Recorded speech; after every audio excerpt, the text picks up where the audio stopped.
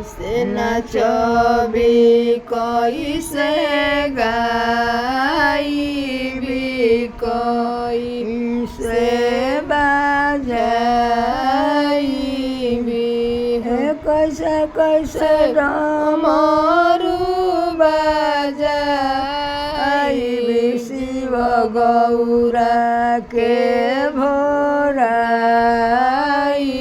शिव गौरा के घोराई ठाड़ नचबी बैठी गाइबी निहुरी बजाइबी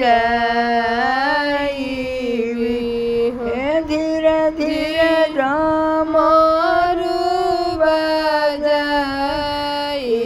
शिव गौरा के घोराइबी शिव गौरा के घोराइबी। अगर हमार वीडियो अच्छा लगी तो लोग एक लाइक जरूर कर। हर हर महादेव।